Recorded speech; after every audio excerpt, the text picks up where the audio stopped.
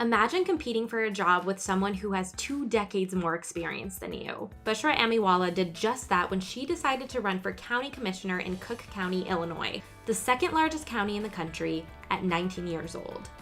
Bushra lost her first election, but she ran again 2 years later and was elected at 21 years old during her junior year of college, making her the youngest Muslim elected official in the country. While she's a local politician, she's gained national recognition as Glamour magazine's College Woman of the Year, 17 magazine's Voice of the Year, making the cover of Time magazine, and speaking at major events across the country. Bushra joined 10-Minute Talks to share how she overcame her limiting beliefs to find the confidence to run, and how you can too.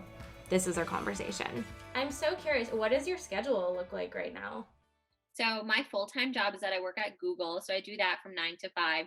And then my elected office seat, I only have to go to like 3 or 4 board meetings a month. So like once a week in the evenings, I'll have to do those commitments. And then I do a lot of speaking engagements. So that takes up like the smidge of free time that I had left. I saw you said you first got interested in politics when you were 13. What made you drawn to politics? Yeah, so I was super involved in service work, and it wasn't until someone told me that the best way to make long-term practical change is through public policy when I kind of made this shift into that. I think something that's so fascinating about your journey is that you started out working for a Republican senator because you wanted to understand that perspective. What did you learn from that? Oh gosh, I learned so much. The first thing that I learned was, well, so I was a field intern. So my job was to go door to door to various registered Republican voters' homes and ask them a series of 5 questions.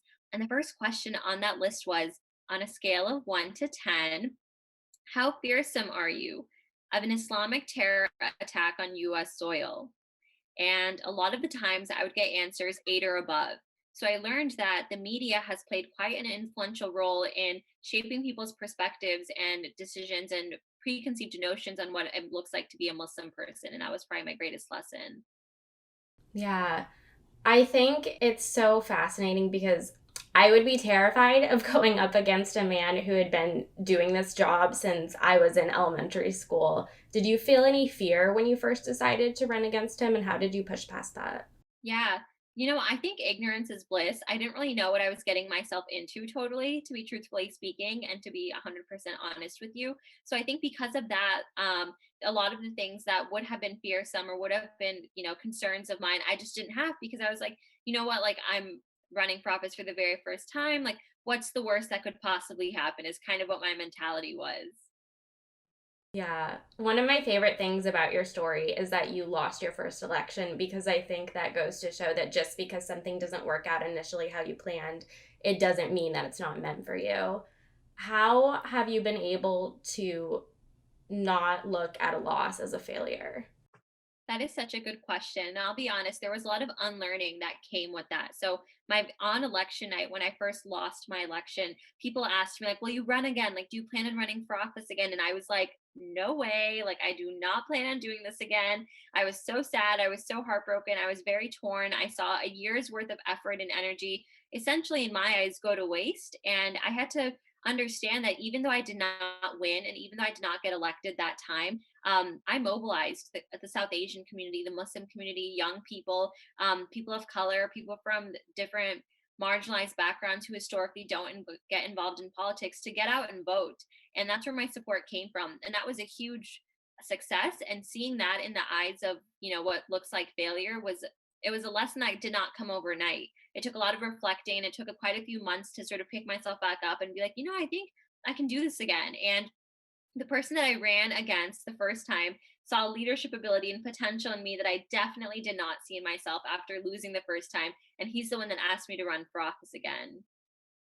Yeah, on the flip side of that, you've said that you also had someone who is pretty heavily involved in local politics tell you that you should drop out and you shouldn't run initially. When someone who's in a position of power like that tells you that you can't do something, how do you push past that? You have to take it with grace and be very poised because any justified response I could have given in that situation would have either been attributed to my age. Oh my God, Bushra is so immature. How could she have said that? Or my gender. Oh my God, her hormones must be whack. Like it's probably the time of the month. And there's no in between. So hearing that and not letting it get to you. And for me, that just fueled a fire in me that I didn't even know existed to begin with. And I was like, you know what? Like, I 100% am going to do this now. This is all the more reason why I should run. And if anything, my own insecurities and limiting beliefs that I had for myself were reasons why I should drop out. But hearing this man say something like that was like all the reason why I should keep going. How do you not internalize the negative comments? I think that's a hard question because I do internalize a lot of the negative comments. Being someone who's in their very early 20s and going viral essentially like that, and I would read all of the comments on Facebook. I would read all of them, which is not healthy, but I would do it because I was like, like, what if someone has really like, what if someone has good feedback in here? Like, what if I can incorporate something like this within me?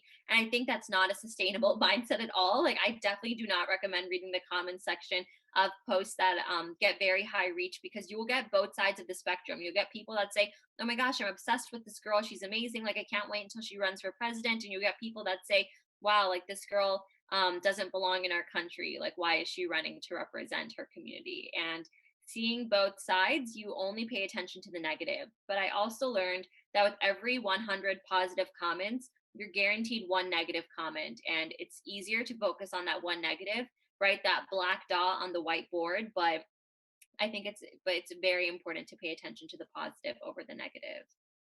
Yeah, you said in your TED Talk that fear of not being good enough was one of the motivators for you to run. But over time, I think you kind of have to let go of that fear. So I'm curious, how did that feeling change for you once you actually started doing it?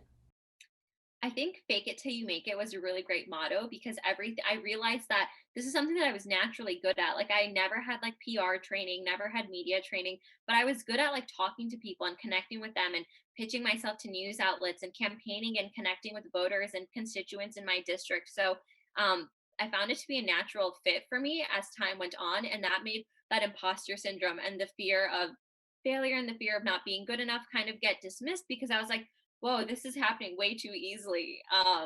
Which made it all the more reason to continue going. Yeah, I was going to ask you, did you struggle with any imposter syndrome once you were elected? So once I was elected, I think a lot of the imposter syndrome kind of went away, but I still feel it in my day-to-day job, especially at Google as well. Being surrounded by so many high achieving, high performing individuals, you meet expectations, right? It's hard to exceed expectations when you're surrounded by everyone that's at that same level and caliber. So I think I definitely feel it in my day job 100%. But I think at the board level, now that it's been 2 years of serving on there, I feel a lot more acclimated. I feel more comfortable as to what the role entails. I have more faith in my opinions and what they stand for. I don't fear challenging by asking questions. So all of that definitely came over time, and it helped weed away the imposter syndrome. Yeah, I think that definitely comes through in your speaking. When you're on stage, you just command an audience and you have such confidence and power in your voice, but you're so young. How do you manage to maintain that and stay confident despite criticism, despite kind of being the underdog? Yeah, that's a great question. And I think it's something I can't do alone, and I definitely don't do alone either. And it's a lot of pep talks from mentors and words of encouragement from family and friends that really help recheck myself. And I have my board of directors, like my individual body of people whose mission and core focus and tenant is me. And I'm the product, and I'm the person who is the brand. And I think there's a lot of pressure that comes with that too, because I cannot afford to make a single mistake either. And I think that not allowing yourself to make mistakes is a very challenging position to put yourself in, but it's one that I think I've come to terms with as well. That was my conversation with Bushra. She told me she plans to run again for a higher office in the future. She's also writing a book right now and has a documentary coming out soon on Hulu. To follow along on her journey, you can give her a follow on Instagram and Twitter at Bushra Amiwala. And for more episodes like this, make sure to subscribe to 10 Minute Talks, because I'm going to have Bushra back in the next couple of weeks to talk about why young people should get involved in politics and how they can. Until next time, remember you're loved, you matter, and you've got this.